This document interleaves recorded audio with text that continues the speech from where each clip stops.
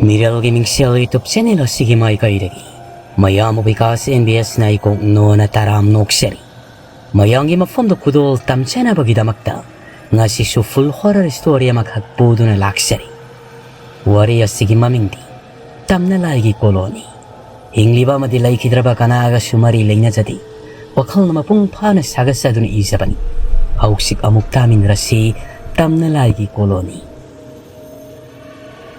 Sharugi singasanamada mamit itong-tong unsa kuptraba masam na makwang yauba nupiya mafamduna akang baros pahay na manamnami nakan da su unsa kuptraba mayang ikangkang ba anina sandawa pahay na humay humbiri singasanda pamlibi ni piduna aygi ipuna ingonda koloni sisinaba ta kaya yamea adubo aygi yetlomda famna batamba amatihik tengadriba sibo amuk sumakuto kanduna arapa yengbagi mawong tauduna adalak libasi Joseph natranya kanano matung sida masam ipa paraga kongraw yantagay siyat pa mainarak libasi bo karama mafamday oiriba chatno sumchanglak pa na maharani mitungi manak yaurabada kurukuntana mazay biyama kurumjari yare hagotlo Joseph hagot na lepi tungda inarak liba ni padusu Joseph ki matungda kina lepto na lay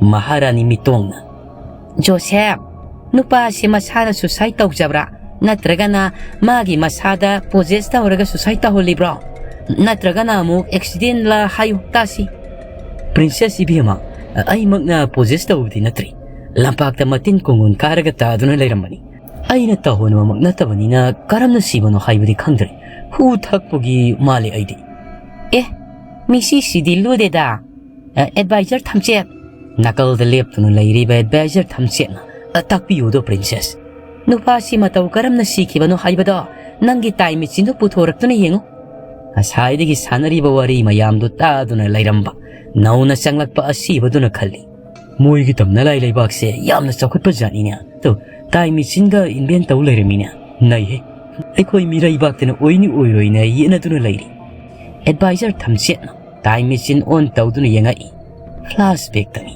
meram lendani numidang wayam gi matamni singyagi waiting seta guli saba na ahum na gyan tadana masada hakat chaba hot na mangduna lay mamay furi yamna thopa thoibana ngasidi aikoi sana saba phanito hurarak padagi aina ngasi puthoidana haying di noina ngamna ba puthoro masil itum tumba nawhaibana hoida puthorake kaidurage adugi bu wawini hek angnei Jackson aidi hayengdi ngamoiko ngarangdani aina imagi phanek maya naibi huraluri bado imungduda adugi ihauga loidri waiting set ki pillar aduda mamit ka uiri tauraga masado nga tharap tauna nawhai banamo adugi bu yam ngangnei da tallibu noisi aina pothoge haridena adu thoiba potpu kaya leiriki nipan muk leiriye horel numidang phawgidi konani kuina satloida nipanduna aikoi ahungi kaya bu thungdorigi horel nungdangdi madugi sabilai dusu thoglaki hairini ne hoine tanjadu de akiba ani kanna thaugjelaktuna khami akiba ani dudagi naha ani prap waiting set aduda sang silaktuna mayang kharak kangba nawhaiba do hana tapai khattuna singkhali arumbak nupagi konjeladuna noi mafam sidani sasa sillaga leirami natra Tungi yumbi oigadoriba noina siguma fataba tabakse lamjin tanariba ninino mayamarak tudagi khara hai singba thoibana tanja yenglaga sienba hoki thoibana hek sien khibaduda miyoi mari dugi manungda aniya mana lauduna tanaki Jackson su sien gi ek taubaga nipa mana ta phaduna hanghang phamu shwaida noeni sienba biarako amadu supurani kayam sangna bu sienba ngamdorige noina Jackson naw haiba kina yengnaduna famduna lay somdana singlai masado matam yawrakpagi mamay makut gyan tada kay hot na labuki khara songwa mongsonga magi mayayda famduna magi guli purakadaba sami nagadaba mido ngayduna layri toiba asum selakpada makoygi hekpun famda singlai laybadu ubada manak tamna sen selaktuna masadi yawriba guli ni pando piramduna chenki singlaido asingma mi oibana asong mongsongduda satchangkiduna lotki thoibana hana dum sangba moi impun pham oibagi singlai lairamba yai khanduna chelakpani Lapna tanarakpa nipa ani adunadi singlai uba nati. Nungthil numidang wairam matam asi makhoi marini hek punma matamni. Adubu singlai na asingba saduna sel puthok na saraklibasi numit masing yamakpana. Singlai kangandabi makhoi aung khakta singyagi waiting sietu satuna pulluban. Adubu madaw na yadribasu. Hanadagi manung kanggu singna senaduna matang sabang ngaiduna laibana. Numittuda dasa taban. Hoiba sen mangam silaktre. Nupa na ha aniduna faduna waiting set tamna puraktuna makhoi ahumadu puthaduna matung tauduna ba amadi rehabilitation center da paupiduna puhanki. Shomda su thoiba makutta pot khara pahirabanina langsin ba horakli. Mamana ba mayamdu ngaiba ngamaktreduna mari hana langsinki. Hek loiba ga wakhalda. Mari khak ngairine sina moi ahumda pibadi konabasu natri. Itanta loi sarageda. Aduga numit nini moi udanaba lothraga loi. Si handuna lemahuriba maridusu pulak huksinki. Tapna sor honba waraktuna matil kongon kahaduna taki. Singlay amamba marakta lambi sa kamkhangda masado tauduna layli. Numita sila kamatamdani. Amamba maraktagi mangala maghaglagli. Sumasungan thorak pada singlay karadi wakal yangsing. Masado itaw ribasi garino kanna sum yang lakpada maga saksak manaba ama hiptuna taduna laibada ubada singna na masada amuk yang jerakpada di laibang makha tadana malangda tauduna lairambada ubada masana gyan tajari. Singlay masana taujaruba fattaba thabakna mamal yamlaba masagi punsibu manghanjari khanglakpada hik launa kaptuna lairi. Shomda su Joseph numit tarak labanina masagi mathau oina karagi thawai pusige khanduna sumlakpada singlai na masagi haksangbu yengduna kaptuna laibadu ubada sangsillaktuna hanglakli. Tamma nangdi matau karamna thawai ga haksanga kaina haliba. Singlai ikang na Joseph ti yengakli. Mapuk ikang na mamai na bang laukai food chude kai leptuna laibadu ubada khanglambadagi noglaktuna karim narai. Kanano nangbo ipikpik kai nabuktuna hik ngamadana. Kusudo na may tan kusu, nasakto, nupi angang ubada kang na nagawan tabatari niya. Salo swayda. Why na may tabani. Nangu na pulak tayo na raktan tuwani. Chakro. Joseph nagfet taw na singlay bo yeng doon hayrakli. Hayapang bano pa, nanggi lord ni niya isa. Nanggi apawa lambi takpigi lamjing bigi haydo na sangag pa niya. Adubo nang natalaba nina ay sa tabaya.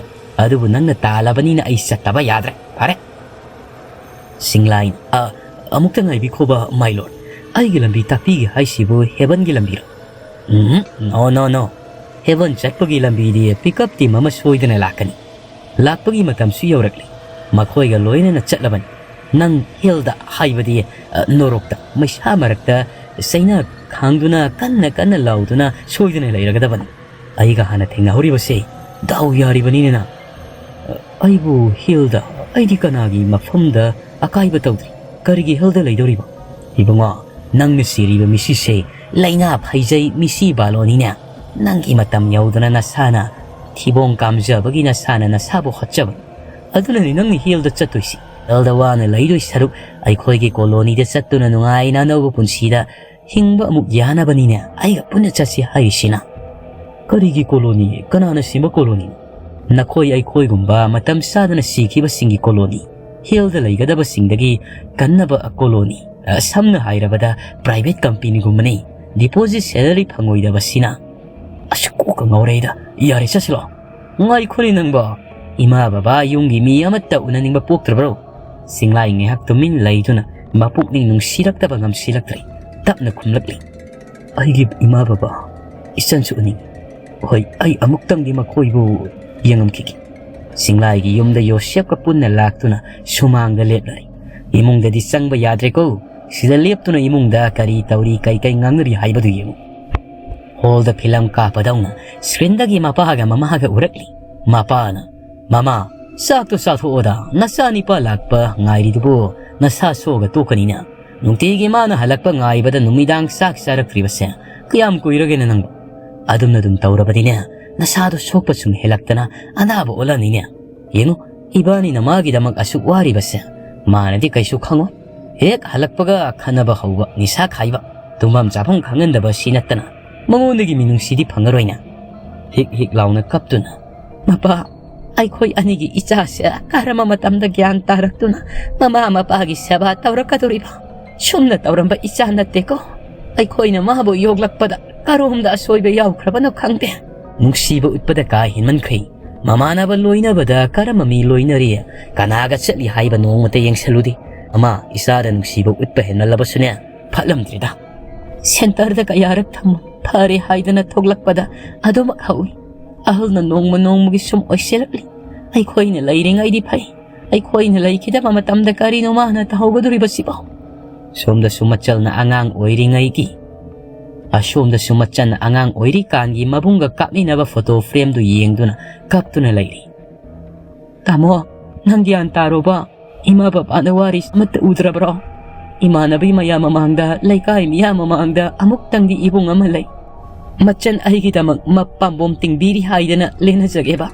ꯑꯉꯥꯡ ꯑꯣꯏꯔꯤꯉꯩ ꯃꯇꯝꯗꯗꯤ ꯑꯩꯉꯣꯟꯗ ꯃꯤꯅ ꯐꯨꯔꯛꯄ ꯈꯨꯗꯤꯡꯒꯤ ꯇꯥꯃꯣꯆꯧꯅ ꯍꯦꯛꯇ ꯈꯠꯅꯕ ꯁꯥꯎꯅꯈꯤꯕ ꯃꯌꯥꯝꯗꯣ. ꯇꯥꯃꯣꯆꯧ, ꯃꯇꯝꯗꯨꯒꯤ ꯑꯩꯒꯤ ꯇꯥꯃꯣꯆꯧꯗꯣ ꯑꯃꯨꯛꯇꯗꯤ ꯍꯜꯂꯛꯈꯣ. ꯁꯤꯡꯂꯥꯏ ꯃꯥꯒꯤꯗꯃꯛ ꯏꯃꯨꯡꯒꯤ ꯃꯤꯅ ꯋꯥꯅꯔꯤꯕ ꯃꯌꯥꯝꯁꯤ ꯎꯕꯗ ꯅꯤꯡꯉꯝꯗꯕ ꯍꯦꯜꯂꯛꯇꯨꯅ ꯀꯞꯂꯤ. ꯏꯃꯥꯅꯗꯤ ꯐꯠꯈꯤꯗ꯭ꯔꯕ ꯃꯆꯥ ꯑꯩꯕꯨ ꯆꯥꯛ ꯆꯥꯗꯒ ꯍꯦꯜꯂꯛꯄ ꯉꯥꯏꯔꯤ. ꯑꯗꯨꯕꯨ ꯑꯩꯕꯨ ꯒ꯭ꯌꯥꯟ ꯇꯥꯔꯛꯄ ꯉꯥꯏꯔꯤꯕ ꯏꯃꯥ, ꯍꯌꯦꯡ ꯌꯧꯔꯛꯄ ꯃꯇꯝꯗꯗꯤ ꯅꯆꯥꯒꯤ ꯐꯤꯕꯝ ꯎꯕꯗ ꯋꯥ ꯉꯥꯡꯕ ꯉꯝꯗ ꯍꯤꯛ ꯂꯥꯎꯅ ꯀꯞꯇꯨꯅ, ꯀꯩꯒꯤꯅꯣ ꯑꯩꯅ ꯑꯁꯨꯛ ꯌꯥꯝꯅ ꯐꯠꯂꯝꯗ꯭ꯔꯤꯕ? ꯑꯩꯁꯤ ꯏꯁꯥ ꯏꯊꯛꯇꯒꯤ ꯈꯟꯕ ꯌꯥꯝꯅ ꯐꯠꯇꯕ ꯃꯆꯥꯅꯤ. ꯃꯌꯥꯝꯅ ꯑꯩꯕꯨ ꯉꯥꯎꯁꯤꯟꯅꯕ, ꯒꯨꯂꯤ ꯆꯥꯕ, ꯋꯥꯔꯛꯄ ꯉꯝꯗꯕ ꯃꯆꯥꯅꯤ ꯍꯪꯒꯣꯏꯅ ꯇꯨꯀꯠꯆꯅ ꯉꯥꯡꯅꯔꯕꯁꯨ ꯏꯃꯥ ꯕꯕꯥ ꯅꯣꯏꯅꯗꯤ ꯑꯩꯒꯤꯗꯃꯛ ꯀꯌꯥꯗ ꯋꯥꯖꯔꯤꯕ. ꯑꯩꯅ ꯉꯥꯎꯁꯤꯟꯅꯕ ꯍꯥꯏꯕ ꯏꯟꯗꯕ ꯃꯆꯥ ꯑꯣꯏꯔꯨꯕꯅ ꯅꯈꯣꯏꯕꯨ ꯋꯥꯍꯟꯕꯅꯤ. ꯑꯋꯥꯕ ꯎꯁꯤꯟꯅꯗꯕꯁꯤ ꯅꯠꯇꯅ ꯑꯩꯅ ꯄꯦꯜꯍꯟꯕꯗꯤ ꯉꯝꯈꯤꯗ꯭ꯔꯤ. ꯏꯆꯟ, ꯅꯪ ꯅꯕꯨꯡꯕꯨ ꯋꯥꯔꯧꯒꯅꯨꯀꯣ.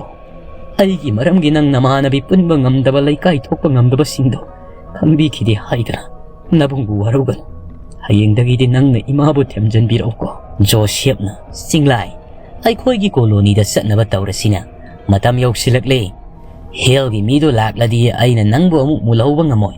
ꯑꯔꯣꯏꯕ ꯕꯤꯗꯥꯏ ꯄꯤꯔꯝꯃꯨ. ꯁꯤꯡꯂꯥꯏꯅ, ꯍꯣꯏ ꯃꯥꯏ ꯂꯣꯔꯗ. ꯏꯃꯥ ꯕꯕꯥ, ꯏꯆꯟ, ꯅꯈꯣꯏ ꯑꯍꯨꯝ ꯅꯨꯃꯤꯠ ꯈꯔꯅꯤ ꯑꯩꯒꯤ ꯋꯥꯈꯜꯗ ꯀꯞꯄꯁꯨ ꯅꯨꯃꯤꯠ 15ꯅꯤ ꯁꯨꯕꯒ ꯀꯥꯎꯈꯤꯗꯨꯅ ꯁꯥ ꯉꯥ ꯑꯍꯥꯎꯕ ꯆꯥꯕ ꯍꯧꯔꯛꯂꯅꯤ. ꯅꯈꯣꯏꯅ ꯑꯍꯥꯎꯕ ꯆꯥꯕ ꯈꯨꯗꯤꯡꯒꯤ ꯑꯩꯒꯤ ꯁꯔꯨꯛꯇꯤ ꯈꯔ ꯑꯗꯨꯝ ꯊꯨꯡꯕꯤꯔꯛꯎꯀꯣ. ꯑꯩ ꯆꯠꯂꯒꯦ. ꯑꯦꯗꯚꯥꯏꯖꯔ ꯊꯝꯆꯦꯠꯅ, ꯄ꯭ꯔꯤꯟꯁꯦꯁ, ꯃꯁꯤꯗꯤ ꯑꯣꯚꯔꯗꯣꯁꯇ ꯁꯤꯕꯅꯤꯅ ꯑꯗꯨꯅ ꯃꯥꯒꯤ ꯂꯩꯐꯝꯗꯤ ꯂꯥꯏꯔꯕ ꯗꯤꯄꯥꯔꯠꯃꯦꯟꯗ ꯂꯩꯍꯟꯕꯅ ꯐꯅꯤ. ꯄ꯭ꯔꯤꯟꯁꯦꯁ ꯃꯤꯇꯣꯡꯅ, ꯌꯥꯔꯦ ꯑꯦꯗꯚꯥꯏꯖꯔ, ꯅꯁꯥꯒꯤ ꯗ꯭ꯌꯨꯇꯤꯗꯒꯤ ꯂꯤꯃꯤꯠ ꯀ꯭ꯔꯣꯁ ꯑꯣꯏꯔꯛꯀꯅꯨ. ꯅꯪꯉꯣꯟꯗ ꯁꯤꯟꯅꯔꯤꯕꯗꯨꯗꯤ ꯃꯔꯝ ꯌꯦꯡꯍꯟꯕ ꯈꯛꯇꯅꯤ. ꯃꯥꯒꯤ ꯂꯩꯐꯝ ꯆꯥꯐꯝꯅꯦꯗꯅ ꯁꯤꯜꯂꯛꯀꯅꯨ. ꯖꯁ ꯃꯥꯏ ꯁꯣꯟ. ꯄ꯭ꯔꯤꯟꯁꯦꯁ ꯏꯕꯦꯝꯃ, ꯍꯥꯏꯌꯨ, ꯅꯪꯒꯤ ꯑꯄꯥꯝꯕ ꯅꯨꯄꯥ ꯑꯁꯤ ꯀꯔꯝꯕ ꯗꯤꯄꯥꯔꯠꯃꯦꯟꯗ ꯂꯩꯍꯟꯁꯤꯒꯦ? ꯖꯁ ꯃꯥꯏ ꯁꯣꯟ. ꯄ꯭ꯔꯤꯟꯁꯦꯁ ꯏꯕꯦꯝꯃ, ꯃꯁꯤ ꯑꯩꯅ ꯁꯨꯝ ꯈꯟꯕꯗ ꯒꯨꯂꯤꯗ ꯑꯣꯚꯔꯗꯣꯁ ꯑꯣꯏꯔꯛꯄꯅꯤꯅ ꯐꯠꯇꯕ ꯅꯤꯁꯥ ꯁꯤꯖꯤꯟꯅꯕ ꯃꯣꯏꯁꯦ ꯌꯥꯝꯅ ꯄꯪꯕ, ꯁꯨꯅꯤꯡꯗꯕ ꯁꯃꯥꯖꯁꯨ ꯃꯥꯡꯍꯟꯕꯗ ꯃꯇꯦꯡ ꯄꯥꯡꯉꯤꯕ ꯃꯤꯑꯣꯏꯁꯤꯡꯒꯤ ꯃꯅꯨꯡꯗ ꯆꯜꯂꯤ. ꯑꯗꯨꯅ ꯍꯤꯡꯂꯤꯉꯩ ꯃꯇꯝꯗ ꯃꯤꯒꯤ ꯃꯄꯣꯠ ꯃꯔꯟ ꯍꯨꯔꯥꯟꯗꯨꯅ ꯅꯨꯡꯉꯥꯏꯅ ꯂꯩꯔꯛꯄꯅꯤꯅ ꯃꯤꯅꯥꯏꯒꯤ ꯗꯤꯄꯥꯔꯠꯃꯦꯟꯗ ꯑꯣꯏꯅ ꯂꯩꯍꯜꯂꯁꯤ. ꯔꯥꯏꯠ, ꯃꯗꯨ ꯆꯨꯝꯃꯤ. ꯂꯝꯕꯤ ꯇꯥꯛꯄꯒꯤ ꯐꯝ ꯄꯥꯏꯔꯤꯕ ꯁꯣꯅꯣꯔꯩ. ꯍꯥꯏꯕꯤꯌꯨ ꯄ꯭ꯔꯤꯟꯁꯦꯁ. ꯆꯠꯂꯨ, ꯑꯣꯚꯔꯗꯣꯁ ꯑꯣꯏꯗꯅ ꯁꯤꯔꯛꯄ ꯅꯨꯄꯥꯁꯦ ꯃꯤꯅꯥꯏ ꯗꯤꯄꯥꯔꯠꯃꯦꯟꯗ ꯊꯝꯃꯨꯁꯣ. ꯐꯅꯤꯗꯣ. ꯁꯣꯅꯣꯔꯩꯅ ꯁꯤꯡꯂꯥꯏꯕꯨ ꯂꯝꯕꯤ ꯇꯥꯛꯇꯨꯅ ꯄꯨꯗꯨꯅ ꯆꯠꯈ꯭ꯔꯕ ꯃꯇꯨꯡꯗ ꯖꯣꯁꯦꯞꯅ, ꯄ꯭ꯔꯤꯟꯁꯦꯁ ꯏꯕꯦꯝꯃ, ꯑꯩꯒꯤ ꯇꯥꯔꯒꯦꯠꯁꯤꯕꯨ ꯁꯨꯒꯗꯕ ꯀꯌꯥꯝ ꯋꯥꯠꯂꯤꯒꯦ? ꯁꯨꯔꯛꯀꯗꯧꯔꯦ. 2 ꯈꯛꯇꯃꯛ ꯉꯥꯏꯔꯛꯂꯤ. ꯑꯁ, 2 ꯋꯥꯠꯂꯤꯕ? 2ꯗꯣ ꯍꯦꯛ ꯁꯨꯕꯒꯅꯦ ꯅꯪꯒꯤꯁꯨ ꯐꯝ ꯑꯃ ꯄꯤꯔꯗꯕꯅꯤ. 2 ꯑꯃꯁꯨ ꯔꯤꯇꯌꯔ ꯆꯠꯀꯗꯕꯒꯤ ꯉꯥꯏꯗꯨꯅ ꯂꯩꯔꯦ. ꯐꯔꯦ, ꯁꯤꯅ ꯀꯣꯟꯅ ꯅꯪꯅ ꯇꯥꯔꯒꯦꯠꯇꯨ ꯌꯧꯕꯒ ꯋꯥ ꯇꯥꯅꯕ ꯍꯥꯏꯗꯨꯅꯤ. ꯍꯧꯖꯤꯛꯀꯤꯗꯤ ꯅꯪꯒꯤ ꯗꯤꯄꯥꯔꯠꯃꯦꯟꯗ ꯆꯪꯖꯔꯨꯔꯣ. ꯃꯇꯝꯁꯤ ꯅꯣꯡꯉꯥꯜꯂꯛꯀꯗꯧꯔꯦ. ꯇꯥꯏꯕꯪ ꯃꯤ ꯍꯧꯒꯠꯅꯔꯛꯑꯅꯤ. ꯐꯅꯤꯗꯨ ꯄ꯭ꯔꯤꯟꯁꯦꯁ. ꯁꯣꯝꯗꯁꯨ ꯃꯤꯔꯝꯂꯦꯟꯗ ꯑꯌꯨꯛꯀꯤ ꯆꯥꯛ ꯊꯣꯡꯉꯝꯗꯥꯏꯒꯤ ꯊꯣꯏꯕꯤꯁꯅꯥꯅ ꯁꯅꯥꯄꯨꯜ ꯑꯃ ꯄꯥꯏꯗꯨꯅ ꯆꯥꯛꯈꯨꯝ ꯏꯁꯤꯡ ꯑꯣꯏꯅꯕꯅꯤ ꯍꯥꯏꯗꯨꯅ ꯏꯁꯤꯡ ꯁꯣꯛꯄ ꯊꯣꯔꯛꯂꯤ. ꯑꯁꯨꯝ ꯊꯣꯛꯂꯛꯄꯗ ꯇꯨꯡꯂꯣꯝꯗꯒꯤ, ꯊꯣꯏꯕꯤꯁꯅꯥ ꯍꯥꯎ ꯈꯨꯝꯗꯨꯅ ꯇꯨꯡꯂꯣꯝꯗ ꯁꯠ ꯌꯦꯡꯊꯣꯛꯏ. ꯀꯅꯥꯁꯨ ꯎꯗ꯭ꯔꯕꯗ ꯅꯥꯀꯜ ꯑꯣꯏꯌꯦꯠ ꯐꯠ ꯌꯦꯡꯗꯨꯅ ꯑꯃꯨꯛ ꯂꯩ. ꯑꯗꯨꯕꯨ ꯀꯅꯥꯁꯨ ꯂꯩꯕ ꯎꯔꯛꯇ꯭ꯔꯤ. ꯀꯅꯥꯝꯇ ꯎꯗ꯭ꯔꯕꯗꯨꯗ ꯋꯥꯈꯜꯗ ꯈꯜꯂꯤ, ꯀꯔꯤꯅꯣ ꯍꯟꯇꯛ ꯑꯩꯉꯣꯟꯗ ꯇꯧꯔꯤꯁꯤꯕꯣ? ꯑꯩꯒꯤ ꯃꯤꯡꯁꯦ ꯇꯠꯇꯅ ꯀꯧꯔꯛꯄꯗꯤ ꯑꯗꯨꯝ ꯇꯥꯏ, ꯑꯗꯨꯒ ꯌꯦꯡꯊꯣꯛꯂꯨꯕ ꯃꯇꯝꯗꯅ ꯀꯅꯥꯁꯨ ꯂꯩꯔꯝꯗꯦ. ꯑꯩꯁꯨ ꯏꯃꯥꯇꯣꯟꯒꯤ ꯃꯤꯆꯩ ꯆꯥꯃꯟꯗꯅ ꯀꯣꯛꯀ ꯆꯥꯛꯂꯕ꯭ꯔꯥ ꯈꯪꯗꯦ. ꯑꯩꯗ ꯑꯗꯨꯝ ꯀꯧꯕ ꯈꯣꯟꯖꯦꯜ ꯑꯃ ꯇꯥꯔꯛꯏꯁꯤꯕꯣ.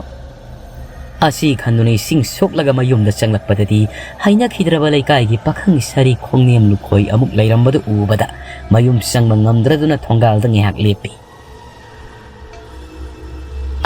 Asigi ikai khangkidriba pakhang sari khongniem basya amuk laktuna lairami. Pikliba khupik-siga ngang thorakpa wajawduga tabada aidi nakonga ita. Masidai sidai khoi ma tonsina haraw-haraw taribanido. Khongniem lukhoi sigi kaya maral sarurabano khangdi. Shomda su lukhoi na thoibi sinabu ubada harawn. Thoibi sinagi mama ton palhaibida onsinduna. Ine thoibi sana sila aba mali. Masangadi ising class amatang. Hoine ine khangi kaidaurage. Future iya lakpabo kaigi ising na loisangani sangomcha ahawba malolalaga loira. Lukhoi ikaina khoi ine sima atoine sadudi amuk kuirani. Ahanbigi woina ising class amatang. Hoida putho halage kaidaurage. Ngalda leptuna lairibi thoibi sanado onsinduna laurakli. Ibi ama thoibi sana. Sango oni nangbo. Adum hek leptuna lairibadubu kaidaurage. Sango noita lukhoi la ine. Mama na kausilakpaduda. Thoibi sana tanna sangakli. Mangol hek kage taubaga. Ibi ama noita lukhoi gisa ahawba amatang lolo. Se adugane ising glass amatang hana puthok amo. Hoi ma. Siya hayuna imongda som sangki. Thoibi sana hek sangki baga. Ine wafamdubu masada khangan khrabro. Directly haidrida adubu kharadi hawdu abane. Khangdira ine aidine hada wakhalsi irang lan. In khalakliba nahaga chak hek manarai. Yumgi minasu laknabadasu. Haha nungsibagi matangdadi sahina lepoteda kaino. Nungsibagi matang sidadi nangsu in khalakliba pakhangni. Khangdida ine mayamnadi khura pakhang hainabada. Shoidana ima kauthokhreni. Kaide ko na dum kauraktaw lairabani. Hausiktagi hauna kaubasu kayam kaide. Ani do punna nokmine. Adoine ising haibudubu hoine imong lomda onsinduna. Bem thoibiya ising do puthorone nangbo. Lukhoida amuk onsinduna. Masina ne thabak thawbada tapkhiba sima hayengwai karam thodoino khangde. Tanjaduda thoibi sanasu ising puthoraktuna lukhoida piri. Lukhoi ising do lauduna thoibi sanada haifet yengduna mamon su nokli. Tauriba mawongduda hainadraduna thoibi sana imungda satchangki. Ani do noktuna nungaiba wari kaya puthoktuna makha chathawri. Numidangi matamni shomda tamnalaigi koloni dani. Maharani mitongna koloni aduda lairiba tamnarai mayamu masing thiduna masagi target to yaunaba sinnaduna duty thaki. Makhoigi target ti masama thanta midubu siningba pokhanduna midugi thawai lawba natragana soibadigi siba kayagi thawai khomlakpa sini. Koloni aduda lairamba pumba loina chatnakraba matungda Maharani mitongna advisor ngasigi masing sibu amadi watpa maline kana watki amukte yengalu. Advisor yenganjagi princess register paiba thambokjau ngasigi waliba tamnaraidugi details hairu princess tanaba. Register paiba thambokjau phani doi paisa. Register ado phak tani yenglaba matungda princess waliba tamnarai si hayum laimani. Mahak anganba ayuktagi haunai khoi koloni sida sangaktri. Register sidi magi application amasu yauduna lairamni. Masi amuktang pathokseraki. Application do phaktuna to my dear princess tamnalai colony. Subject lip tawzabat target sunabagi damag thawai amabu senaba. Ahan mamaktada kina hangoina satnariba mayamgi princess ki mafamda wafam amatang hangatjai. Ay angan ba ayuktagi thawai ama puraktri phao colony laibaktagi lip lawjari. Aina sangam matamda target surabanina princess na ngangning makaya lairaba sungang bangamloy haiba ikhangse. Maramdi colony du pak sauna bu honari banina thawai purakwa matamda harawbada namit atongbudu sungthoka yengni haiba khangjai. Shuti supibi ni aiduna thajajai. Noi miyamgi hayum laima. Maharani mitongna o ma masagi duty dadi thawai yam yaujaba tamna laini. Magi target hek subaga aina bonus su hapaga reward piga doribani. Sak toknaraba matunga somduna thoibisana maning lomda kon phengma thoglakli. Thoibisana na thoglakpudu bada hayum laima harawni. Thoglak ene tamnarage ngasigi numisidadi masigi nupisigi thawaise laudaba sungya yadabani. Thoibisana na kon phengli mafamsi maningi wapal marakta oibana kharasui. Thabal fabani ne yamna ka hena mambadi oidi. Thoibisana kondo sum phengni ngai na sol pikna. Thoibisana Kaisum tadabadawna kon fengpham thokpa adumak fengduna leibaduda tadaba malini sidia khonjel khara kanna kaudaba yararoi khara kalap khonjel kado iko setna thoibi sana handakti taraba mali karino khanuna koyeng yengba hora I thoibi sina magi mongduda hena laknang ningba poglaktuna wapal matona fat chongkhat khiduna nomba haiba hawalakli thoibi sana wapal singduda mi yama tongbugum ꯊꯦꯛꯊꯔꯒ ꯍꯥꯏꯔꯛꯄꯗꯨ ꯎꯕꯗ ꯑꯀꯤꯕ ꯄꯣꯛꯇꯨꯅ ꯇꯧꯔꯤꯕꯗꯨ ꯊꯨꯅ ꯂꯣꯏꯁꯤꯟꯅꯕ ꯍꯣꯠꯅꯖꯩ ꯍꯌꯨꯝ ꯂꯩꯃꯁꯨ ꯅꯨꯡꯉꯥꯏꯕꯣꯏ ꯂꯛꯅꯕꯣꯏ knock ꯅꯣꯛꯇꯅ ꯋꯥꯇꯣꯟꯗꯣ ꯍꯥꯏꯕ ꯂꯦꯞꯂꯝꯗꯦ ꯊꯣꯏꯕꯤꯁꯅꯥ ꯀꯣꯟ ꯐꯦꯡꯕ ꯂꯣꯏꯔꯗꯨꯅ ꯃꯅꯤꯡꯊꯣꯡꯗ ꯇꯞꯅ ꯊꯨꯅ ꯌꯥꯡꯅ ꯀꯣꯟꯗꯣ ꯄꯥꯏꯗꯨꯅ ꯊꯣꯏꯕꯤꯁꯅꯥ ꯀꯣꯟ ꯐꯦꯡꯕ ꯂꯣꯏꯔꯗꯨꯅ ꯃꯅꯤꯡꯊꯣꯡ ꯇꯝꯅ ꯊꯨꯅ ꯌꯥꯡꯅ ꯀꯣꯟꯗꯣ ꯄꯥꯏꯗꯨꯅ ꯂꯥꯛꯄꯗ ꯈꯣꯡꯐꯝ ꯆꯥꯍꯧꯗ꯭ꯔꯗꯅ ꯍꯦꯛ ꯇꯨꯁꯜꯂꯔꯣꯏ ꯑꯣꯏꯃ ꯁꯤꯔꯦ ꯈ꯭ꯋꯥꯡꯒ ꯂꯣꯏ ꯇꯦꯛꯑꯦ ꯍꯌꯨꯝ ꯂꯩꯃꯅ ꯊꯣꯏꯕꯤꯁꯅꯥ ꯇꯨꯈꯤꯕꯗꯨ ꯎꯕꯗ ꯍꯩꯃ ꯇꯨꯔꯕ꯭ꯔꯣ ꯇꯞꯅ ꯇꯞꯅ ꯆꯠꯄ ꯌꯥꯗ꯭ꯔꯣ ꯏꯐꯤꯡ ꯍꯦꯛ ꯐꯤꯡꯉꯗꯅ ꯊꯣꯏꯕꯤꯁꯅꯥ ꯃꯈ꯭ꯋꯥꯡ ꯌꯩꯁꯤꯟꯈꯤꯕꯒꯤ ꯅꯥꯕꯗ ꯀꯤꯕꯒ ꯑꯃꯠꯇ ꯈꯪꯈꯤꯗꯦ ꯂꯝꯄ꯭ꯔꯥꯏꯒꯤ ꯕꯨꯠꯁꯤꯗꯤ ꯅꯪꯅ ꯊꯣꯛꯍꯟꯕ ꯉꯥꯛꯇꯅꯤ ꯁꯤ ꯃꯇꯥꯡ ꯃꯇꯝ ꯆꯥꯗꯅ ꯇꯝꯅꯔꯛꯄ ꯕꯨꯠꯀ ꯉꯁꯤ ꯂꯣꯏꯅꯅꯦ ꯂꯪꯈꯠꯂꯒ ꯀꯥꯎꯈꯠꯂꯛꯀꯅꯤꯀꯣ ꯑꯌꯣ ꯑꯌꯣ ꯈ꯭ꯋꯥꯡꯒ ꯇꯦꯛꯏ ꯍꯌꯨꯝ ꯂꯩꯃꯅ ꯋꯥꯇꯣꯟꯗꯒꯤ ꯄꯨꯔꯥ ꯀꯩꯅꯣꯝꯒꯤ ꯅꯨꯄꯤꯅꯤꯅꯦ ꯇꯝꯅꯂꯥꯏ ꯑꯩꯉꯣꯟꯗꯕꯨ ꯈꯠꯅꯕꯒ ꯍꯧꯕ ꯁꯥꯔꯗꯅ ꯉꯁꯤ ꯑꯩꯅ ꯁꯨꯝ ꯁꯥꯎꯅꯤꯡꯉꯛꯇꯅꯅꯦ ꯇꯞ ꯇꯥꯡꯉꯩ ꯍꯦꯛ ꯈꯠꯅꯅꯤꯗꯣ ꯐꯩ ꯑꯗꯨꯕꯨꯗꯤ ꯈꯨꯝꯒꯦ ꯑꯩꯁꯨ ꯃꯤꯅ ꯍꯦꯟꯖꯟꯕ ꯌꯥꯕ ꯅꯠꯇꯦ ꯑꯩꯁꯨ ꯍꯌꯨꯝ ꯂꯩꯃꯅꯤ ꯍꯌꯨꯝ ꯂꯩꯃ ꯈꯣꯟꯖꯦꯜ ꯀꯥꯗꯨ ꯈꯔ ꯀꯟꯅ ꯊꯣꯏꯕꯤꯁꯤꯅ ꯇꯥꯅꯕ ꯂꯥꯎꯔꯛꯂꯤ ꯍꯣ ꯑꯩꯗꯤ ꯕꯨꯠ ꯅꯠꯇꯤꯌꯦ ꯇꯝꯅꯂꯥꯏꯅꯤ ꯇꯝꯅꯂꯥꯏ ꯒ꯭ꯌꯥꯟ ꯃꯦꯟ ꯇꯥꯗꯅ ꯕꯨꯠꯅꯦꯅ ꯍꯦꯛꯇ ꯍꯥꯏꯖꯤꯟꯕꯤꯗꯨ ꯇꯧꯔꯛꯀꯅꯨ ꯕꯨꯠꯅ ꯕꯨꯠ ꯇꯝꯅꯂꯥꯏꯅ ꯇꯝꯅꯂꯥꯏ ꯑꯅꯤꯁꯤ ꯈꯛ ꯃꯥꯟꯅꯕ ꯌꯥꯔꯣꯏ ꯈꯨꯝꯃꯛꯄ ꯄꯥꯎꯈꯨꯝꯗꯨ ꯇꯥꯕꯗ ꯊꯣꯏꯕꯤꯁꯤꯅ ꯑꯀꯤꯕꯗꯣ ꯑꯃꯨꯛ ꯈꯪꯅꯤꯡ ꯅꯤꯡꯁꯤꯡꯂꯛꯇꯨꯅ ꯑꯩꯃ ꯀꯩꯅꯤꯒꯤ ꯁꯤꯗꯤ ꯑꯩꯗꯤ ꯈꯔ ꯊꯨꯅ ꯑꯃꯨꯛꯇꯪ ꯆꯪꯍꯧꯔꯒꯦ ꯊꯣꯏꯕꯤꯁꯅꯥ ꯃꯈꯥꯗ ꯇꯥꯗꯨꯅ ꯂꯩꯔꯤꯕ ꯀꯣꯜ ꯃꯌꯥꯝꯗꯨ ꯈꯣꯝꯖꯤꯟꯗꯨꯅ ꯄ꯭ꯔꯞ ꯆꯪꯈꯤ ꯊꯣꯏꯕꯤꯁꯅꯥꯅ ꯀꯤꯕꯒꯤ ꯃꯇꯧꯗꯨ ꯎꯕꯗ ꯍꯌꯨꯝ ꯂꯩꯃ ꯃꯥꯅ ꯇꯝꯅꯕꯗ ꯀꯤꯔꯦ ꯈꯟꯗꯨꯅ ꯋꯥꯈꯜ ꯅꯨꯡꯉꯥꯏꯅ ꯏꯁꯩꯒ ꯉꯪꯂꯒ ꯊꯣꯏꯕꯤꯁꯅꯥꯒꯤ ꯀꯥ ꯃꯄꯥꯒꯤ ꯊꯣꯡꯅꯥꯎ ꯃꯅꯥꯛ ꯇꯝꯅ ꯆꯪꯁꯤꯟꯈꯤ ꯁꯣꯝꯗꯅ ꯊꯣꯏꯕꯤꯁꯅꯥ ꯃꯥꯒꯤ ꯀꯥꯗ ꯍꯦꯛ ꯆꯪꯂꯛꯄꯒ ꯃꯃꯥꯇꯣꯟ ꯄꯥꯜꯂꯩꯕꯤꯅ ꯆꯪꯁꯤꯜꯂꯛꯇꯨꯅ ꯊꯣꯏꯕꯤꯁꯅꯥ ꯏꯃꯥꯅꯦ ꯉꯁꯤꯗꯤ ꯋꯥ ꯈꯔ ꯍꯥꯏꯒꯦ ꯌꯥꯗꯕꯁꯨ ꯌꯥꯔꯣꯏ ꯊꯣꯏꯕꯤꯁꯅꯥ ꯈꯔ ꯆꯤꯡꯅꯅ ꯀꯔꯤ ꯋꯥꯅꯣ ꯏꯃꯥ ꯑꯩꯅ ꯌꯥꯅꯤꯡꯕ ꯑꯣꯏꯔꯗꯤ ꯌꯥꯒꯦ ꯌꯥꯅꯤꯡꯕ ꯌꯥꯅꯤꯡꯗꯕ ꯆꯞ ꯃꯥꯟꯅꯩ ꯅꯪꯉꯣꯟꯗ ꯍꯥꯟꯅ ꯈꯪꯍꯜꯂꯝꯕꯒꯤ ꯋꯥꯅꯤ ꯁꯤꯁꯦ ꯑꯩꯅ ꯍꯥꯏꯗꯧꯔꯤꯕꯁꯦ ꯍꯥꯏꯖꯕꯒ ꯅꯠꯇꯦ ꯊꯣꯏꯕꯤꯁꯅꯥ ꯄꯥꯈꯨꯝ ꯑꯃꯠꯇ ꯈꯨꯝꯗꯅ ꯇꯨꯃꯤꯟꯅ ꯑꯗꯨꯃꯛ ꯇꯥꯏ ꯄꯥꯜꯍꯩꯕꯤꯅ ꯈꯨꯜ ꯂꯩꯀꯥꯏꯁꯤꯗ ꯃꯔꯜ ꯂꯩꯕꯗ ꯄꯩꯁꯥ ꯄꯥꯏꯕꯗ ꯃꯃꯤꯡ ꯂꯩꯔꯤꯕ ꯂꯨꯈꯣꯏꯒ ꯅꯪꯒ ꯂꯥꯛꯂꯤꯕ ꯐꯩꯔꯦꯟꯒꯤ 14 ꯄꯥꯟꯕ ꯅꯨꯃꯤꯠꯇꯅꯦ ꯂꯨꯍꯣꯡꯕ ꯇꯥꯔꯦ ꯏꯃꯥ ꯑꯩꯒꯤ ꯋꯥꯁꯨ ꯑꯃꯠꯇ ꯇꯥꯗꯅ ꯀꯩꯒꯤꯅꯣ ꯏꯃꯥꯅ ꯋꯥ ꯂꯣꯏꯁꯤꯜꯂꯝꯂꯤꯕ ꯍꯔꯦ ꯃꯆꯤꯟ ꯑꯣꯟꯈꯠꯂꯛꯂꯒ ꯈꯨꯝꯃꯤꯅꯦ ꯅꯪꯒꯤ ꯐꯤꯕꯝꯗꯣ ꯑꯣꯏꯅꯕ ꯍꯣꯠꯅꯕꯗ ꯁꯦꯁꯦ ꯁꯣꯔꯥꯔꯦꯟꯗꯒꯤ ꯅꯊꯤꯕꯣꯡ ꯆꯥꯅꯕꯗ ꯕꯨꯛ ꯊꯥꯗꯔꯛꯄꯒ ꯅꯠꯇꯦꯅꯦ ꯑꯁꯨꯛ ꯀꯨꯏꯅ ꯑꯩꯅ ꯊꯛꯂꯛꯂꯤꯕꯁꯦ ꯑꯩꯕꯨ ꯃꯤꯌꯥꯝꯃꯥꯡꯗ ꯏꯀꯥꯏꯕ ꯄꯤꯅꯕ꯭ꯔꯣ ꯑꯁꯤꯕꯧ ꯀꯥꯟꯅꯗ꯭ꯔꯗꯤ ꯅꯪ ꯊꯛꯎꯕꯒꯤ ꯀꯔꯤ ꯀꯥꯟꯅꯔꯤꯕꯦꯝꯃ ꯏꯃꯥ ꯀꯧꯔꯛꯀꯅꯨ ꯑꯩꯒꯤ ꯏꯃꯥ ꯑꯩ ꯌꯥꯝ ꯆꯥꯛꯏꯗ ꯑꯩꯅ ꯍꯥꯏꯕ ꯋꯥꯗ ꯌꯦꯠꯇꯅꯒ ꯇꯧꯗꯅ ꯅꯔꯝ ꯆꯠꯇꯨꯅꯅꯤꯅꯦ ꯅꯪ ꯍꯦꯛ ꯄꯣꯛꯄ ꯅꯃꯥ ꯁꯤꯈ꯭ꯔꯤꯗꯣ ꯅꯃꯥ ꯆꯥꯕꯤ ꯅꯪ ꯌꯦꯡꯉꯨꯗꯅ ꯅꯪ ꯅꯊꯤꯕꯣꯡꯗꯣ ꯄꯤꯖꯗꯅ ꯁꯣ ꯂꯣꯟꯁꯤꯜꯂꯒ ꯊꯝꯒꯦꯕ ꯅꯁꯥꯅ ꯂꯥꯜꯂꯤ ꯍꯥꯏꯗ꯭ꯔꯤꯐꯥꯎ ꯄꯥꯜꯍꯩꯕꯤ ꯏꯁꯧ ꯇꯧꯗꯨꯅ ꯊꯣꯛꯈ꯭ꯔꯒ ꯊꯣꯏꯕꯤꯁꯅꯥꯒꯤ ꯀꯥꯒꯤ ꯁꯣꯗꯨ ꯃꯄꯥꯜꯗꯒꯤ ꯂꯣꯟꯁꯤꯜꯂꯝꯃꯤ ꯊꯣꯏꯕꯤꯁꯅꯥ ꯄꯥꯜꯍꯩꯕꯤꯅ ꯍꯥꯏꯔꯤꯕ ꯋꯥꯍꯩ ꯃꯌꯥꯝꯗꯨ ꯇꯥꯕꯗ ꯃꯊꯃꯣꯏ ꯁꯣꯛꯅ ꯀꯞꯆꯔꯤ ꯑꯩꯒꯤ ꯄꯨꯟꯁꯤꯁꯤꯕꯨ ꯑꯁꯨꯛ ꯇꯣꯟꯅ ꯍꯤꯡꯕ ꯃꯃꯥꯡ ꯃꯄꯣꯛꯇ ꯑꯩꯅ ꯀꯔꯤ ꯐꯠꯇꯕ ꯇꯧꯔꯨꯕꯅ ꯍꯟꯗꯛꯀꯤ ꯃꯄꯣꯛꯁꯤꯗ ꯃꯤꯒꯤ ꯃꯈꯥꯗ ꯑꯁꯨꯛ ꯊꯥꯅ ꯍꯤꯡꯂꯤꯕꯅꯣ ꯊꯣꯏꯕꯤꯁꯅꯥꯅ ꯀꯞꯄꯒꯤ ꯃꯈꯣꯜꯗꯨ ꯇꯥꯕꯗ ꯍꯌꯨꯝ ꯂꯩꯃꯅ ꯋꯤꯜꯁꯨ ꯈꯔ ꯀꯟꯕꯅꯤꯅ ꯑꯩꯅ ꯅꯍꯥꯟꯈꯩ ꯂꯥꯛꯁꯤꯟꯕ ꯉꯝꯗꯕꯅꯤ ꯑꯗꯨꯕꯨ ꯉꯁꯤꯗꯤ ꯃꯊꯃꯣꯏꯁꯤ ꯌꯥꯝ ꯁꯣꯟꯊꯔꯦ ꯀꯥꯟꯅꯗꯦ ꯃꯥꯒꯤ ꯋꯥꯈꯜꯗ ꯍꯦꯛ ꯆꯪꯁꯤꯜꯂꯒꯦ ꯊꯣꯏꯕꯤꯁꯅꯥꯒꯤ ꯋꯥꯈꯜ ꯃꯅꯨꯡꯗ ꯍꯌꯨꯝ ꯂꯩꯃ ꯆꯪꯈ꯭ꯔꯕꯗ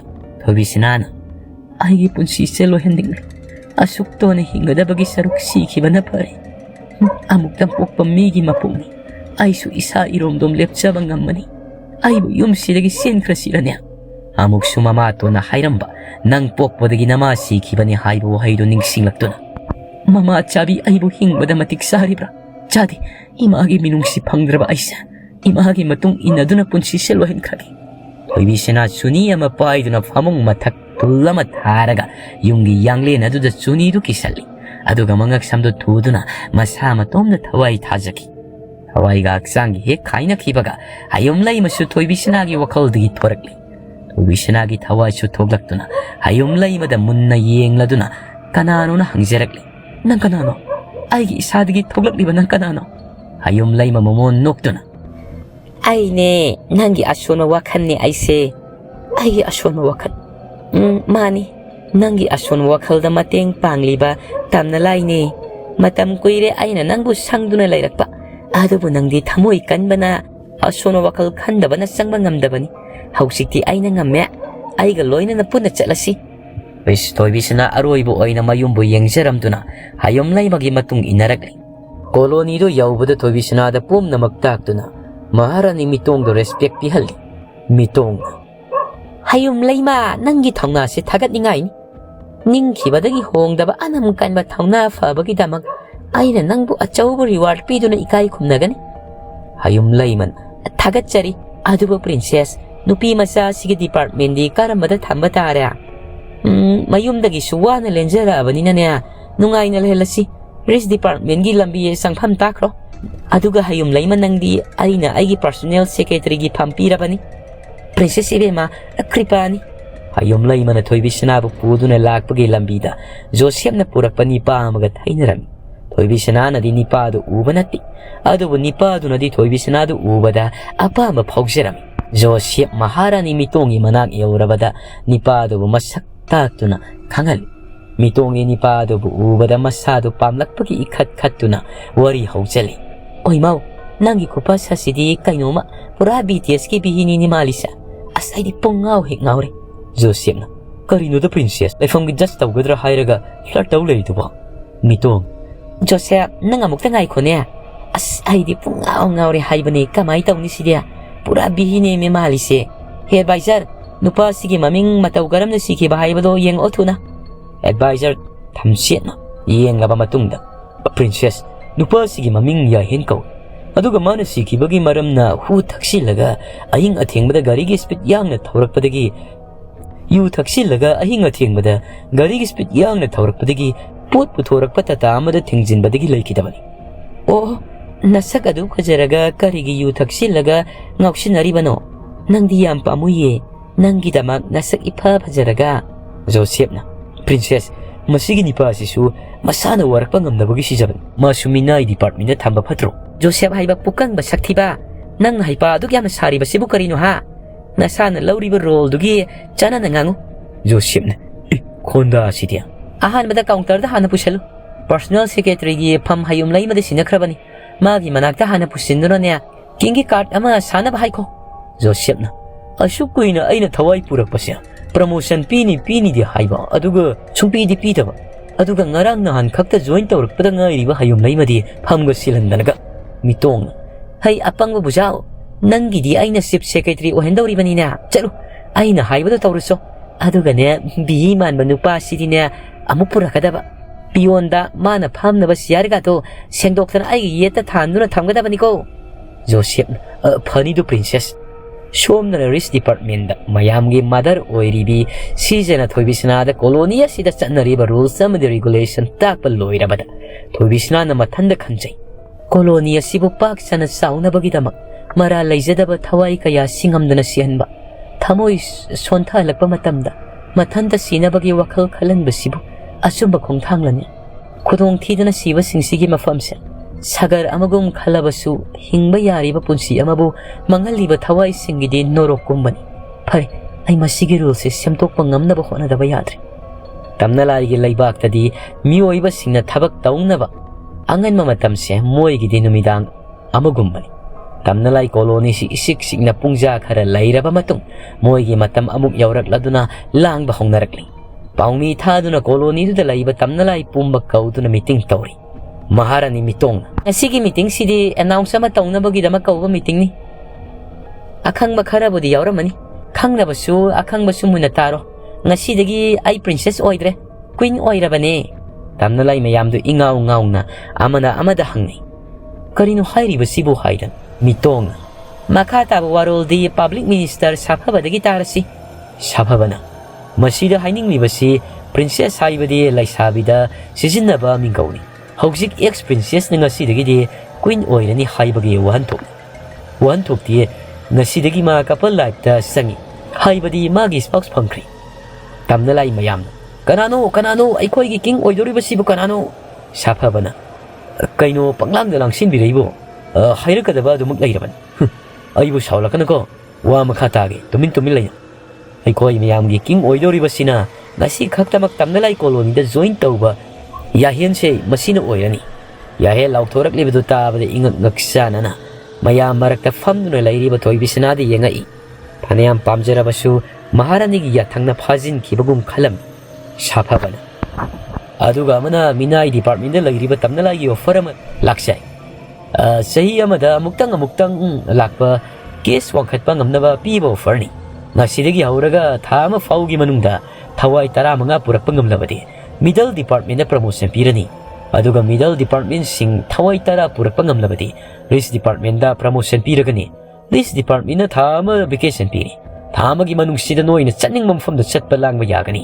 ꯃꯇꯥꯡꯁꯤꯗ ꯉꯁꯤꯒꯤ ꯑꯦꯅꯥꯎꯟꯁ ꯂꯣꯏꯁꯤꯜꯂꯦ ꯅꯨꯃꯤꯠꯁꯨ ꯇꯥꯁꯤꯜꯂꯛꯂꯕꯅꯤꯅ ꯅꯣꯏꯅ ꯇꯝꯅꯒꯗꯧꯔꯤꯕ ꯃꯐꯝꯗꯅꯦ ꯆꯠꯇꯨꯅ ꯂꯩꯕ ꯌꯥꯔꯒꯅꯤ ꯗ꯭ꯌꯨꯇꯤ ꯇꯧꯕꯒꯤ ꯑꯌꯥꯕ ꯄꯤꯔꯕꯗ ꯇꯝꯅꯔꯥꯏꯁꯤꯡꯗꯣ ꯃꯐꯝ ꯑꯗꯨꯗꯒꯤ ꯃꯤꯠꯀꯨꯞ ꯑꯃꯗ ꯂꯣꯏꯅ ꯃꯥꯡꯅꯈꯤ ꯊꯣꯏꯕꯤꯁꯅꯥ ꯃꯣꯡꯐꯝ ꯑꯃꯗꯒꯤ ꯐꯥꯎꯒꯠꯂꯛꯇꯨꯅ ꯑꯀꯣꯏꯕꯗꯨ ꯌꯦꯡꯂꯤ ꯂꯝꯄꯥꯛ ꯃꯆꯤ ꯑꯃꯗ ꯅꯤꯄꯥ ꯑꯃ ꯐꯝꯗꯨꯅ ꯇꯨꯃꯤꯟꯅ ꯂꯩꯕꯗꯨ ꯎꯕꯗ ꯃꯅꯥꯛꯇ ꯆꯪꯁꯤꯜꯂꯛꯇꯨꯅ ꯋꯥꯔꯤ ꯁꯥꯅꯕ ꯇꯧꯔꯛꯏ ꯑꯆꯤꯛꯄ ꯃꯐꯝꯁꯤꯗ ꯀꯅꯥꯁꯨ ꯌꯥꯎꯗꯅ ꯅꯇꯣꯝꯇꯃꯛ ꯐꯝꯂꯤꯕꯁꯤꯕꯨ ꯀꯔꯤ ꯋꯥꯈꯟꯕꯨ ꯈꯜꯂꯤꯕꯅꯣ ꯇꯝꯕꯁ ꯅꯨꯄꯥ ꯑꯗꯨꯁꯨ ꯊꯣꯏꯕꯤꯁꯅꯥꯗ ꯌꯦꯡꯗꯨꯅ ꯁꯤꯃꯤꯇ꯭ꯔꯤꯁꯦ ꯑꯩꯒꯤꯗꯤ ꯑꯔꯣꯏꯕ ꯌꯦꯍꯤꯞ ꯇꯥꯈꯤꯕ ꯃꯐꯝꯅꯤ ꯑꯗꯨꯒ ꯁꯨꯝ ꯌꯦꯡꯉꯝꯃꯤꯕ ꯅꯪꯅ ꯀꯗꯣꯝꯗꯒꯤ ꯐꯥꯎꯖꯤꯜꯂꯛꯏꯕ ꯑꯩꯕꯨꯗꯤ ꯃꯤꯇꯤꯡ ꯇꯧꯐꯝꯗꯒꯤ ꯃꯐꯝꯁꯤꯗ ꯐꯥꯎꯒꯠꯂꯛꯏꯅꯦ ꯑꯩꯒꯤ ꯃꯤꯇꯤꯡ ꯇꯧꯐꯝꯗꯒꯤ ꯍꯥꯏꯕ ꯀꯗꯥꯏꯗ ꯇꯧꯔꯤꯕ ꯃꯤꯇꯤꯡꯅ ꯇꯝꯅꯂꯥꯏ ꯀꯣꯂꯣꯅꯤꯗꯒꯤ ꯀꯣꯂꯣꯅꯤ ꯑꯗꯨꯒꯤ ꯃꯃꯤꯡꯗꯤ ꯇꯥꯈ꯭ꯔꯦ ꯑꯩꯁꯨ ꯃꯐꯝ ꯑꯗꯨꯗ ꯂꯩꯅꯤꯡꯕꯒꯤ ꯍꯦꯚꯟꯒꯤ ꯃꯤ ꯂꯥꯛꯂꯐꯥꯎ ꯀꯣꯌꯣꯠ ꯂꯣꯜꯂꯒ ꯈꯥꯡꯉꯤꯅꯤ ꯅꯪ ꯊꯦꯡꯅꯕ ꯃꯇꯥꯡ ꯌꯥꯝ ꯆꯥꯏ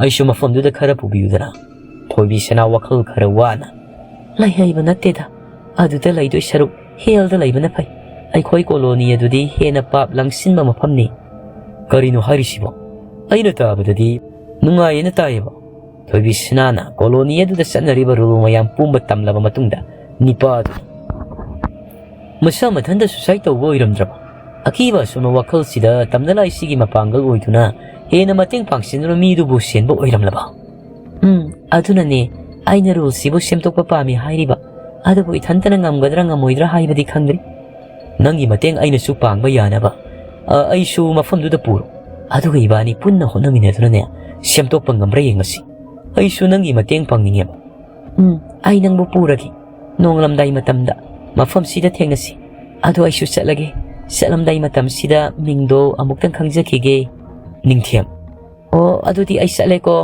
ꯑꯗꯨꯝ ꯇꯧꯗꯅ ꯑꯅꯤꯗꯨ ꯀꯥꯏꯅꯈꯤ ꯁꯣꯝꯗꯅ ꯄꯤꯁꯛ ꯃꯅꯤꯡ ꯊꯣꯡꯗ ꯊꯣꯛꯂꯛꯄ ꯃꯤ ꯑꯃ ꯍꯦꯛꯇ ꯇꯝꯅꯔꯒꯗꯧꯕꯅꯤ ꯈꯟꯗꯨꯅ ꯉꯥꯏ ꯇꯣꯏꯂꯦꯠ ꯃꯌꯥꯗ ꯉꯥꯏꯕ ꯑꯣꯏꯕꯅ ꯄꯤꯁꯛ ꯁꯨꯀꯠꯂꯒ ꯈꯪꯂꯤ ꯑꯩꯒꯤ ꯇꯥꯔꯒꯦꯠꯁꯦ ꯌꯧꯅꯕ ꯍꯣꯠꯅꯕꯗ ꯁꯤꯕꯝ ꯅꯥꯕꯝ ꯈꯪꯗꯅ ꯑꯃꯨꯛ ꯁꯤꯕ ꯇꯥꯔꯦ ꯀꯔꯤ ꯌꯦꯟꯁꯥꯡꯕꯨ ꯆꯥꯕꯅꯣ ꯈꯪꯗꯦꯅꯦ ꯑꯁꯨꯛ ꯅꯝꯊꯤꯕꯁꯤꯕꯣ ꯃꯤ ꯊꯣꯛꯂꯛꯄ ꯉꯥꯏꯕꯁꯤꯅꯗꯤ ꯀꯥꯟꯅꯔꯔꯣꯏ ꯍꯦꯛꯇ ꯇꯤꯟ ꯃꯊꯛꯁꯤꯗ ꯀꯥꯔꯒ ꯇꯝꯅꯔꯨꯔꯒꯦ ꯄꯤꯁꯛ ꯇꯤꯟ ꯃꯊꯛꯇ ꯀꯥꯒꯦ ꯍꯥꯏꯗꯅ ꯄ꯭ꯔꯞ ꯂꯥꯛꯄꯗ ꯋꯥꯈꯜ ꯑꯃ ꯂꯥꯛꯄꯗꯒꯤ ꯅꯨꯡꯖꯤꯔꯦꯡ ꯆꯥꯏꯕꯤ ꯕꯨꯠꯇꯨ ꯃꯥꯅꯕ ꯅꯨꯡꯖꯤꯔꯦꯡ ꯈꯔ ꯍꯥꯟꯅ ꯈꯨꯜꯂꯒ ꯆꯥꯏꯁꯤꯟꯒꯦ ꯁꯤꯗꯤ ꯀꯤꯅꯕ ꯅꯨꯡꯖꯤꯔꯦꯡ ꯈꯔ ꯈꯨꯟꯗꯨꯅ ꯆꯥꯏꯈꯠꯂꯨꯕꯗꯗꯤ ꯌꯨꯝꯕꯨ ꯑꯗꯨꯁꯨ ꯉꯥꯎꯕ ꯃꯤ ꯑꯣꯏꯕꯅ ꯂꯥꯎꯔꯛꯂꯤ ꯌꯨꯉꯥꯎꯕ ꯑꯣꯏꯕꯅꯤꯅ ꯋꯥꯔꯛꯇꯕ ꯃꯆꯥ ꯀꯅꯥꯅꯣ ꯃꯤꯒꯤ ꯌꯨꯝꯁꯤꯗ ꯅꯨꯡꯖꯤꯔꯦꯡꯒ ꯆꯥꯏꯁꯤꯜꯂꯛꯇꯅ ꯑꯩꯅ ꯑꯃꯨꯛ ꯅꯨꯡꯗꯨꯝꯅ ꯅꯃꯥꯏ ꯁꯣꯃꯥꯗꯤ ꯀꯞꯅꯤꯗ ꯆꯠꯂꯨ ꯊꯣꯝꯗ꯭ꯔꯤꯉꯩꯗ ꯆꯠꯄ ꯆꯠꯂꯨ ꯄꯤꯁꯛꯅ ꯈꯣꯟꯗꯥꯁꯤꯗꯤ ꯍꯥꯎꯇꯦꯍꯦ ꯌꯥꯝ ꯀꯟꯅ ꯊꯧꯅꯥ ꯐꯕꯒ ꯆꯥꯏ ꯐꯩꯗ ꯑꯗꯨꯕꯨꯗꯤ ꯂꯩꯔꯝꯃꯨ ꯈꯪꯅꯤꯗꯅ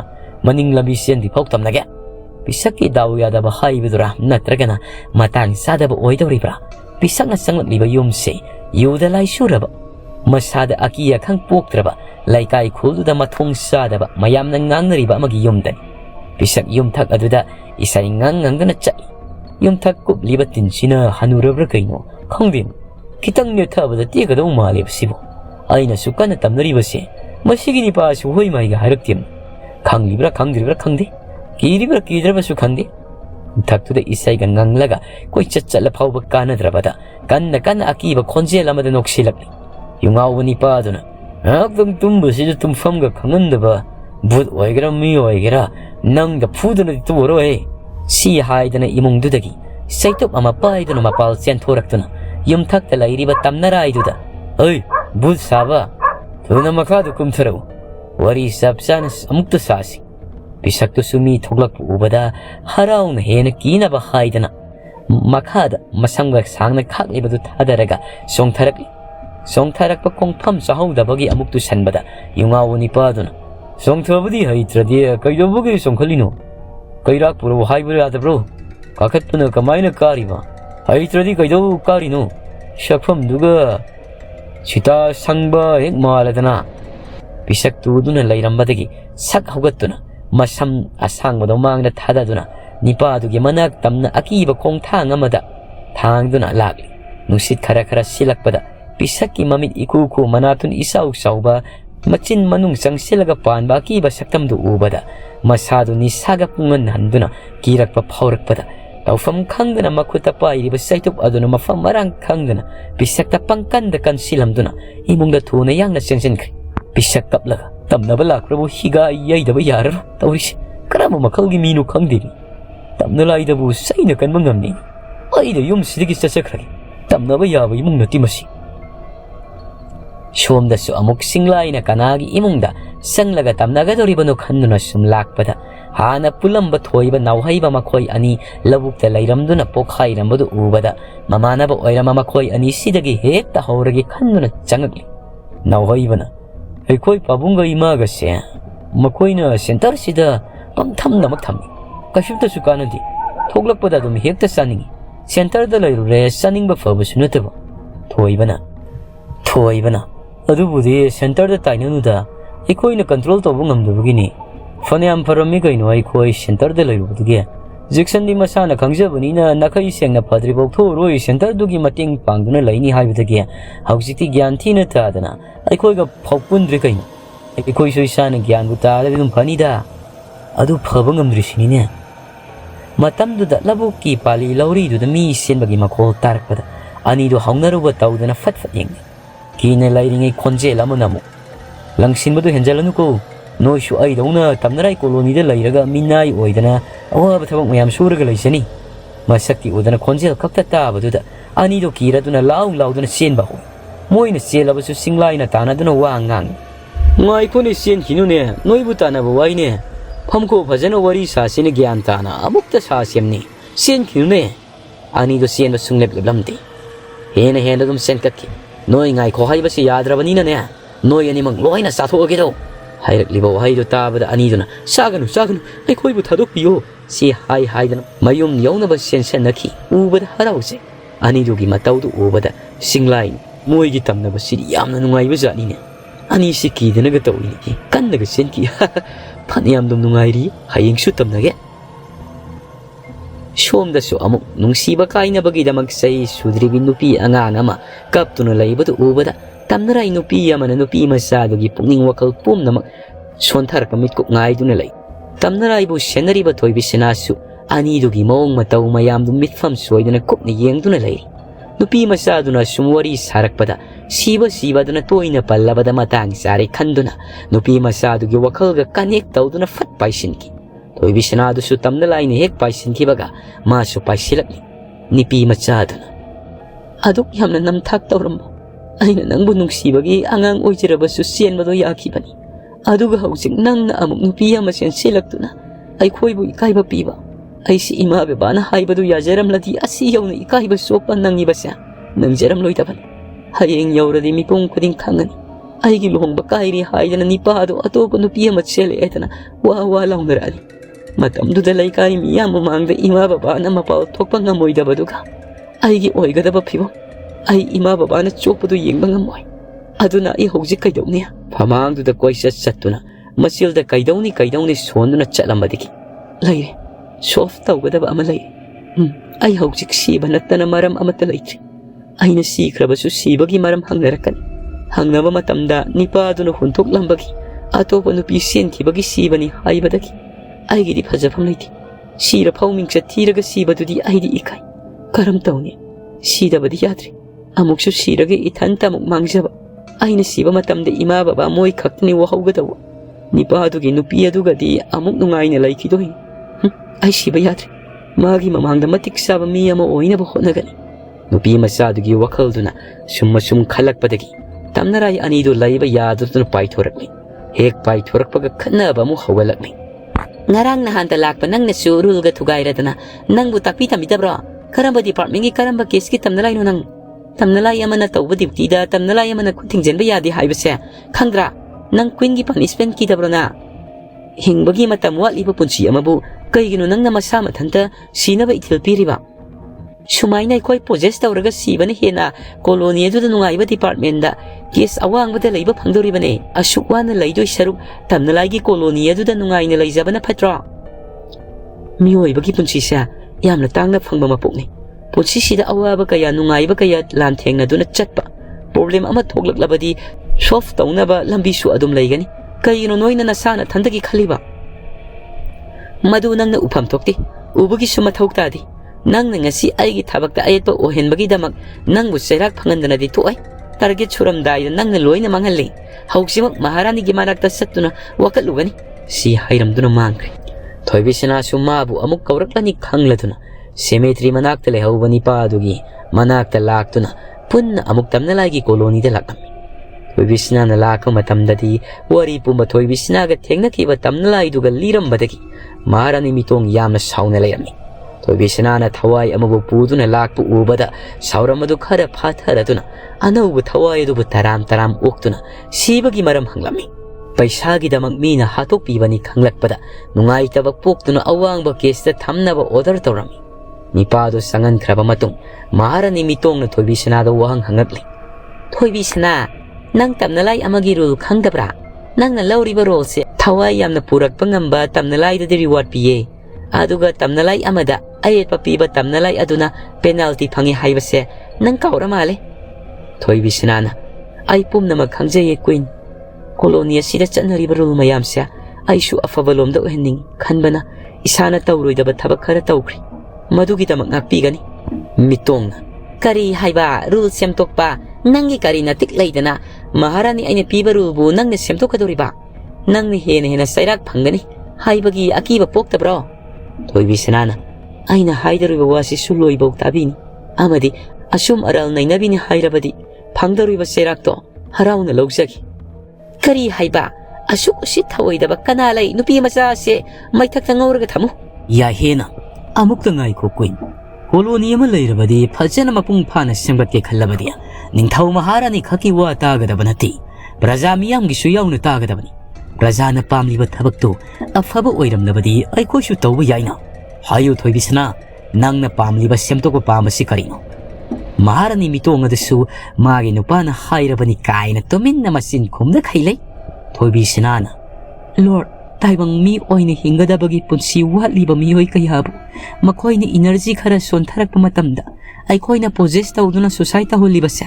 fati haiduna khalli matau karamna fati haiduna khallibano haibado hayu tasi madusu haijage my lord taibang miyoi mapoksa amuktang pokpa miyoi mapokni amuktang pokpagum sibasu amuk pusigrabadi miyoi dugi punsi amuk halaklaro punsi ama haibase awaba nungaiba ani punselaga sembani masida uhare pukning sontare haidana hektamak society tawbasi achumanati masidi mental health laiba migi wani masimak susumi masa matanda siba ngamakpa haibase mental issue laibanani aigi wakaldadi pukning sontaba miyoi singbu hena mapangal pibiduna struggle adubu face tawba ngamnaba honahanba mateng tawhanning aduga tamnalai colony asina soibadagi siba natragana accident na khaktamak siba thawai singi punpham ohenba pamjaido matang sida aigi apamba wakatloijari yahen mitongdo onsenduna queen my wife thoibisna na hairakliba wafam sida achumba kharadi yawrinya